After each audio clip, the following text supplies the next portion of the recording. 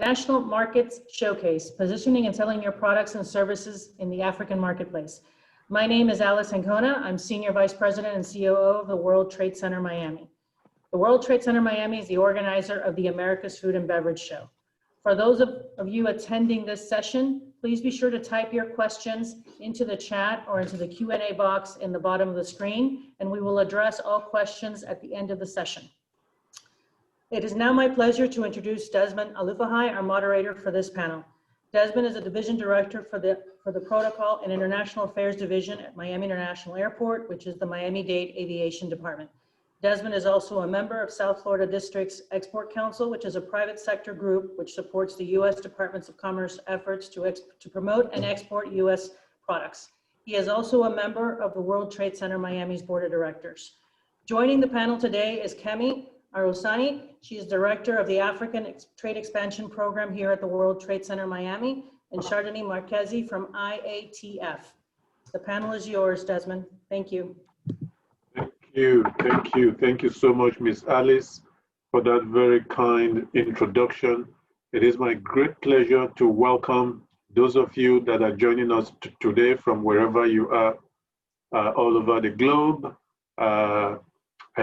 We are pleased to see that the World Trade Center Miami is focusing on Africa. So I think we should proclaim today as Africa Day in the 24th America's Food and Beverage Show. So without further ado, let's get the ball rolling. And it is my pleasure to present Ms. Kemi Arosani. She is the Director of the Africa Trade and Expansion Program for World Trade Center Miami. She is also a certified global business professional, CGBP. That means all things global. So not just her expertise in Africa, but global international trade.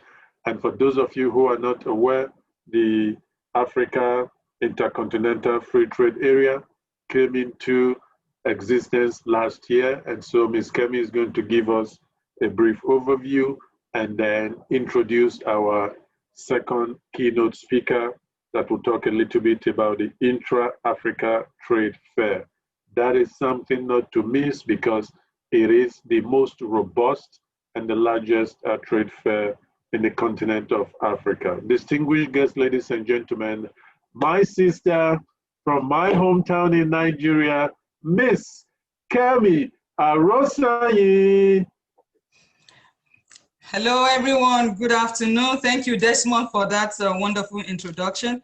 Thank you for moderating this session. Thank you, everyone, again for attending this session. And over the next few minutes, I'll be discussing. Just give me a few minutes to share my screen, please.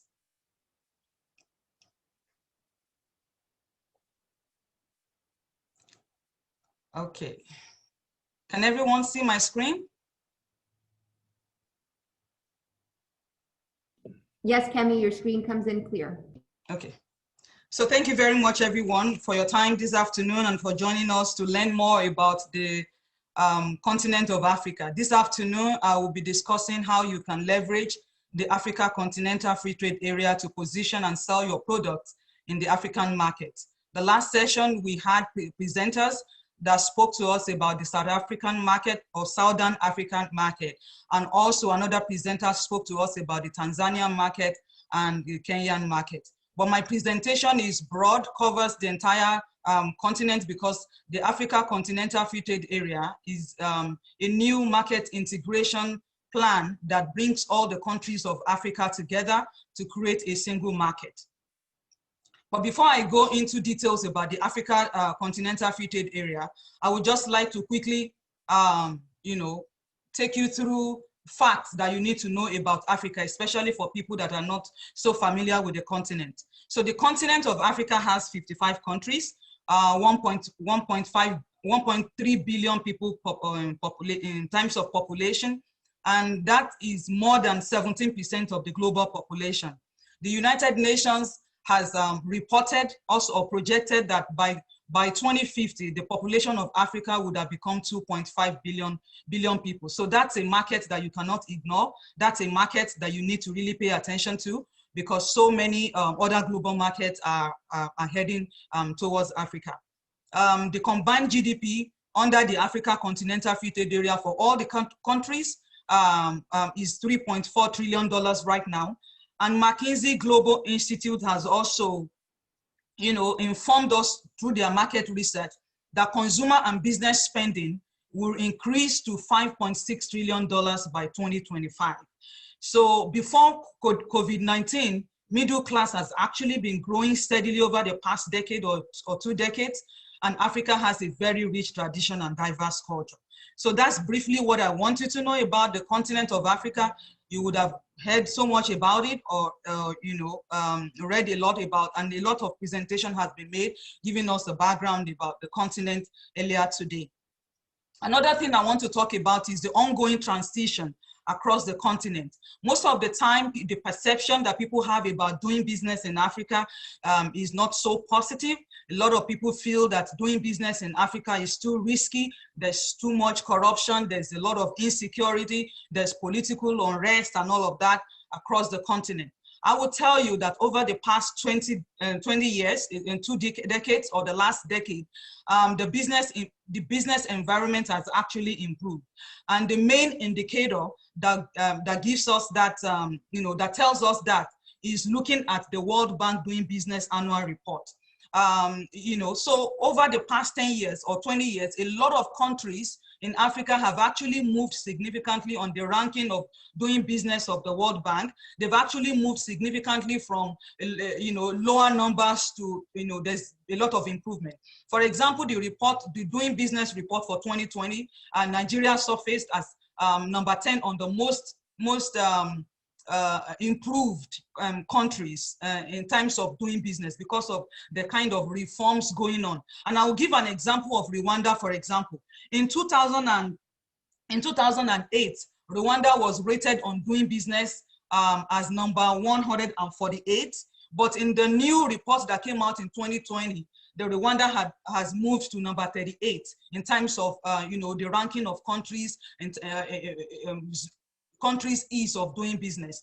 Also, the same thing is applicable to Kenya and so many other countries. I'm just giving those 2 examples. Kenya in 2009 was rated number 82, was ranked number 82. But in the latest report that came out, Kenya has moved to number 52 on the list. So that tells you that there's a lot of reform going on. The governments of Africa across, they're paying so much attention to their macroeconomic policies, and there's been relative political stability across the continent. So don't be scared to do business, don't be scared to engage and to consider that market, because it's really a huge market for the future. Another ongoing transition that I want to talk about is the information we got from McKinsey Global Institute, which tells us about the trend of urban migration across the continent. If you are planning to do business in Africa, you need to understand the geography. You need to understand where to go and where to start from. And depending on what your product is, depending on what you are producing, whether you are producing for the mass population or you are producing for a specific category of people, you need to understand. Based on these reports that you are seeing right now, McKinsey has projected that by 2030, the cities that have population of 5 million and above will increase to 17 in Africa. So by 2030, we will have 17 or more cities with population of more than 5 million people. Also, the projection is that by the same year, 2030, the number of cities that will have population of more than 10 million will increase from 3 to 5. Currently now we have 3 of them. We have Lagos in Nigeria, we have Kinshasa in DRC Congo, and we have Cairo in Egypt. But by 2030, Dar es Salaam in Tanzania will be part of that group, and Luanda in Angola is also experiencing rapid urban migration, meaning that a lot of young people are moving from the rural villages into the cities. The next ongoing transition that I would like to talk about is the growing middle class across the continent, whereby we've seen over the last decade an increase in per capita income. And before COVID-19, there's been a lot of proliferation of retail outlets and shopping malls, international hotels going to Africa, restaurant, real estate, and expanded air travel routes. And also the last ongoing, and which is the most significant recent development on transition that is going on, is what I'm really about to talk about today, is a continental market integration called Africa Continental Free Trade Area. The main objective of this is to create something similar to what has been existing in the EU, the European Union, for a long time. So all the countries in Africa, about 54 countries out of the 55 countries in Africa, have come together to remove trade and travel barriers between them to create a single market that will present a consumer base of 1.3 billion population to the world and a combined GDP of $3.4 trillion, as I said earlier. In addition to that, the purpose is to increase regional trade within the countries of Africa, but also to be able to do more business with the global community and to increase global competitiveness for Africa. So the Africa Continental Free Trade Area was promoted and negotiated, created by the African Union. The agreement was signed March 2018. Implementation and trading under the agreement start date is now set to begin on January 1st, 2021. Sorry, that's an error there. It's 2021 next year. You should have started July 1st this year, but that was moved because of the impact of COVID-19. So January 1st, 2021, implementation under the Africa and trading under the Africa Free Trade Area would commence. As I said earlier, 54 out of the 55 countries of Africa are participating, and this is going to be the largest free trade area in the world by the number of participating countries since the beginning of World Trade Organization. So if you are watching me this afternoon, what are the opportunities for you as a US company looking into that market? We're encouraging you to expand to that market. So basically, the Africa Continental Free Trade Area gives you access to a larger market, a unified market, and an expanded African market, as I said before, with a potential customer base of 1.3 billion people. The market scope is is beyond one country. Your market scope is being expanded beyond just going to one country, and this simplifies your access to the market. What do I mean by that? Under the Africa Continental Free Trade Area, one of the key benefits is that it harmonizes regulations like the packaging, labeling regulations, and the and safety standards. So there's going to be one rule book for all the countries. So meaning, if you are looking to doing business in Africa, before the Africa Continental Free Trade Area, if you want to do business in Nigeria, you have to comply with the regulations in Nigeria, which is quite different from the regulation in Ghana or in Kenya. You have to meet the regulatory requirements for each of those markets. But for under these harmonized regulations and the Continental Free Trade Area, once you meet the requirement for a particular market, your product will be able to penetrate other markets. So that's a key benefit there. So since this is a food and beverage show, I'd like to quickly just talk about the market opportunity in the food and beverage sector. McKinsey told us, McKinsey Global Institute gave us a hint in their research that the market size, the food and beverage industry market size, will be worth $740 billion by 2030. That's just 10 years from now. And trust me, the Chinese, the Indians, and the Asians, and the Europeans, they are aware of this number, they are aware of this projection, and they are really struggling and racing to the continent, expanding their outreach, expanding their business connections there so that they can take advantage of this huge market size in terms of the food and beverage industry. And we also learned that in 2015, all African countries spent over $63 billion importing food items. And the main food items in that category were sugar, vegetables, fruit, nuts, beverages, and dairy products. So if you are doing business in this category, if this is your product, if this is your line of business, you better begin to look at that market right now. Also, McKinsey I referred a lot to McKinsey Global Institute because they have a very robust market research and operation in Africa, giving us reports all the time, letting us know what's going on in the market in different sectors. So you can also you go to their website and they reach out to their African office to download online some of these reports. So they give us a four-dimensional smart approach to succeed in Africa.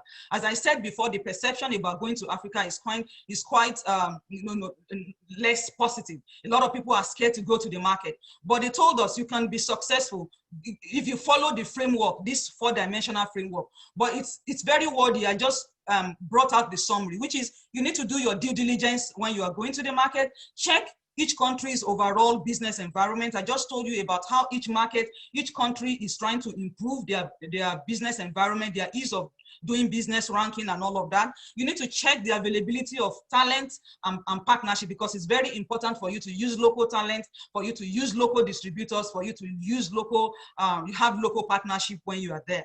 So you need to check the distribution network, the infrastructure that will support your business depending on what you are doing, what your sector, what your product is, what you are manufacturing, and what will help you to succeed in that market.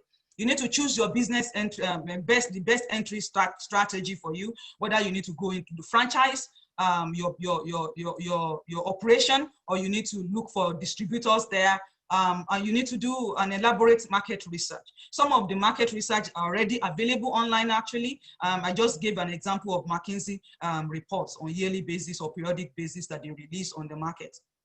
But if you are a Florida company, I have market information on South Africa for the food and beverage sector. And it's a comprehensive market information that talks about the geography and the size and state of the industry, influencing factors, competition, SWOT analysis, industry association, competitors.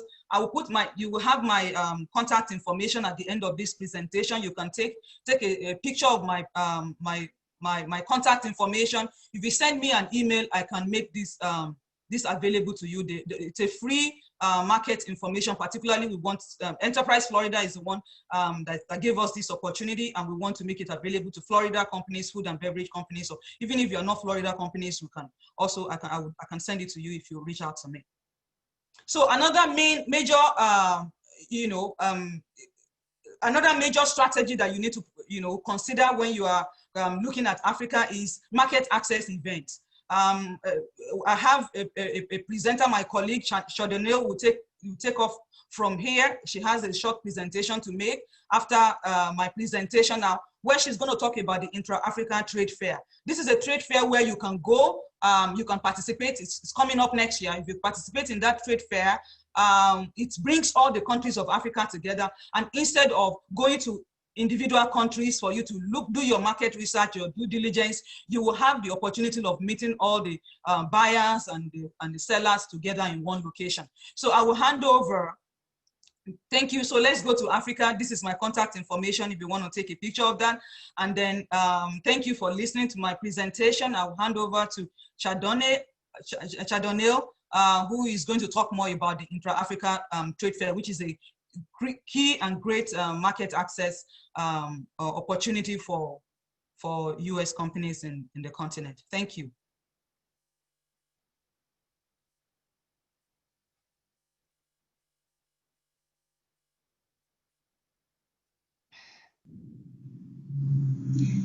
Good afternoon, everyone. Afrexim Bank, in collaboration with the African Union Commission and the Government of the Republic of Rwanda, will host the second edition of the Intra-African Trade Fair in Kigali, Rwanda, from the 6th to the 12th of September 2021, under the theme Building Bridges for a Successful AfCFTA. I'm Chardonnay Marchesi, the Portfolio Director from Reed Exhibitions, who's the managing agent of the Intra-African Trade Fair happening in Rwanda next year. Before we get started with the presentation, I'd like to give you some insight into what you can expect in Kigali in September next year. Join Africa's largest trade and investment fair in Rwanda. Intra-African Trade Fair gives you access to more than 1,100 exhibitors, 10,000 visitors and buyers, and more than 5,000 conference delegates from more than 55 countries. Participate in trade and investment deals worth $40 billion as business and government come together to explore business and networking opportunities at the International Exhibition. Brought to you by the African Export-Import Bank and their premium partners, the IATF 2021, Transforming Africa.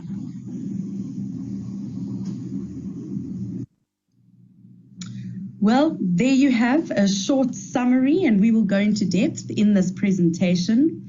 The Intra-Africa Trade Fair, also known as IATF 2021, is a key event boosting trade in Africa. No other event brings together more professionals under one roof. In 2021, the theme will focus on the newly launched African Continental Free Trade Area, the AfCFTA, a single market for goods and services across 55 countries aimed at boosting trade and investment. The Intra-African Trade Fair 2021 will provide a unique and valuable platform for businesses to access an integrated African market of over 1.2 billion people with a combined GDP of over $2.5 trillion created under the African Continental Free Trade Area. IATF 2021 focuses on bringing together continental and global players who are seeking business and investment opportunities in Africa. The IATF 2021 serves as a marketplace where buyers and sellers meet and continue to explore various business opportunities. The platform also provides for B2B and B2G networking and development of business opportunities. There is also an opportunity to share trade, investment, and market information to identify solutions whilst addressing challenges affecting intra-African trade. The platform also is used to share information about AfCFTA Bank initiatives, trade finance, and trade facilitation interventions. The inaugural edition of IATF happened in 2018 and attracted over 2,500 conference delegates and 1,000 exhibitors from over 45 countries, resulting in over $32 billion worth of trade and investment deals that were closed at the event. The second edition of the Intra-African Trade Fair is expected to be even bigger and aims to attract 5,000 conference delegates and 1,100 exhibitors, including over 1,000 buyers from over 55 countries who will engage to grow trade and investment on the African continent, and more than $40 billion in trade and investment deals are being targeted at IATF 2021. The event comprises of key components, and these are an exhibition, trade and investment forum, a virtual trade fair, which is a 365 24/7 online platform, a full country day program, Creative Africa program, a B2B, B2G exchanges, youth startup program, and the automotive show, which is dedicated to IATF. Further information will be provided on these throughout the presentation. The exhibition platform offers exhibitors an opportunity to showcase their goods and services, providing a platform for countries and companies to identify credible partners that can facilitate foreign direct investment flows necessary for expanding Africa's productive capacity. The exhibition covers multiple sectors and runs for the full 7-day program with a jam-packed program covering speed networking, matchmaking, hosted buyer programs, workshops, and much, much more. This year's Trade and Investment Forum will address topical issues relating to trade finance, payments, trade facilitation, trade enabling infrastructure, harmonization of trade standards, industrialization, regional value chains, and investment. There will also be an opportunity for training exporters on how to access the African market and twinning arrangements with other African or global entities. The IATF Virtual Trade Fair enables virtual participation by buyers and sellers in the trade fair as a 365 24/7 platform, reigniting economies and allowing intra-Africa trade to continue. The virtual trade fair has virtual booths, hosts online events and webinars, and facilitates virtual engagements between buyers and sellers. This is an innovative and cost-effective platform to promote, educate, and sell your products and services to a larger audience of key players.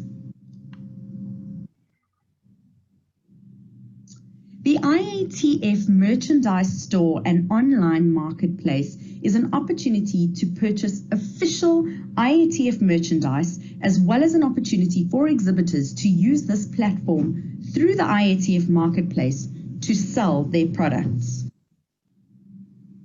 The Creative Africa program vertical showcases Africa's creative economy. This program will showcase the creative economy in Africa over the 7 days, including a 2-day Creative Africa Summit, a 7-day exhibition with a dedicated area to the creative sector, masterclasses, fashion shows, and much, much more. Countries have been invited to bid for the Country Day program. There are only 5 days available, and selected countries will have an opportunity to showcase their trade, investment, tourism, and cultural opportunities. The IATF Automotive Show is a dedicated area within the exhibition focused on the automotive sector. This is the automotive's opportunity to showcase what the continent has to offer through various networking opportunities, meetings, and workshops. The IATF Youth Startup Program will have a dedicated pavilion for youth startups in Africa, where they will showcase their goods and services. IATF 2021 will provide opportunities for matchmaking with venture capitalists, entrepreneurship training, networking amongst the youth, and other delegates. IATF 2021 is being promoted and communicated through multiple channels across multiple continents. The campaign includes ongoing promotion about the various components of the event through media buying platforms, including TV and digital, social media, the virtual trade fair, and network engagements through live events across the world. IATF 2021 has various opportunities from a sponsorship perspective for you to take advantage of. Get your brand associated with a captive audience who could be your next business opportunity. IATF and its affiliates are recognized as thought leaders with networks that reach far and wide. The IATF sponsorship opportunities offer customized packages for businesses big and small. As a partner, you can benefit from branding rights, access to over 1,000 buyers, 1,100 exhibitors, and 10,000 visitors. IATF is the only platform where you have access to meet 55 African governments, qualified global hosted buyers, and investors. So, I'm sure you're asking how you can participate. Go and sign up for the virtual trade fair booth. Sign up for your exhibition booth in Kigali. Register as a visitor on our website.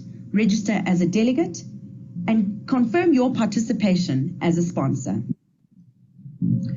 Should you have any questions, please feel free to contact myself or one of my team members directly. We are more than happy to assist. Our website is being regularly updated with current information, so stay in touch with us via the website and our social media platforms for the most up-to-date information. We look forward to seeing you in Kigali in September 2021.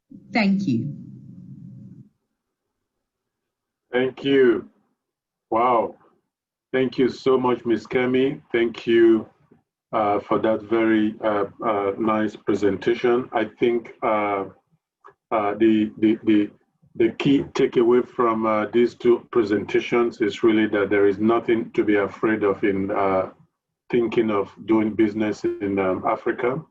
The Europeans are not afraid. The Chinese are not afraid. They're already there. So I think we in the United States really need to think about the vast opportunities that's available in Africa. And I think Ms.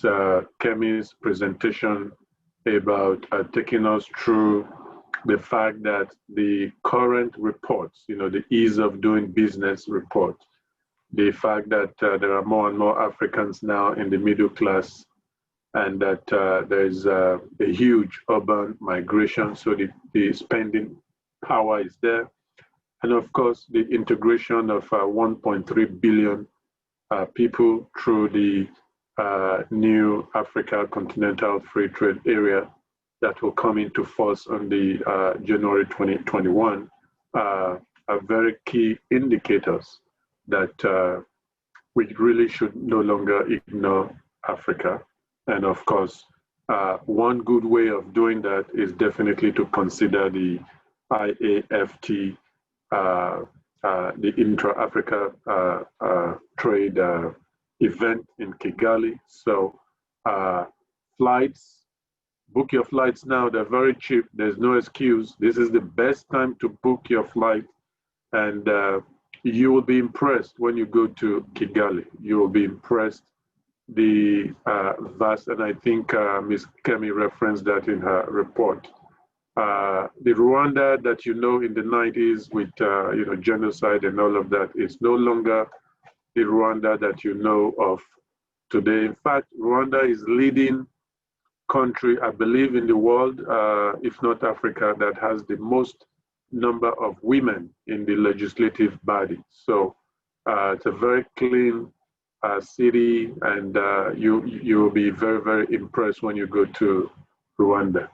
Okay, so Ms. Yendi, Ms. Alice, do we have any questions? Do we have time? I know we've already run into the next programming. Right now, go ahead, Alice. Hi, yes. So right now we do not have any questions in the session. And as you mentioned, Desmond, we are running behind. So we do need to start our 1 p.m. session, which is already about 7 minutes late. And for those of you that are still on this call, note that the 1 p.m. session will be starting shortly, and that will be a discussion on the food and beverage sector in South Africa. So thank you everyone for joining us. Thank you, Kemi and Chardonnay and Desmond, and look forward to seeing everybody at the next session. Thank you, Alice. Do we hang on or log out and log back in? Yeah, we have another login for that session. Okay. Thank you.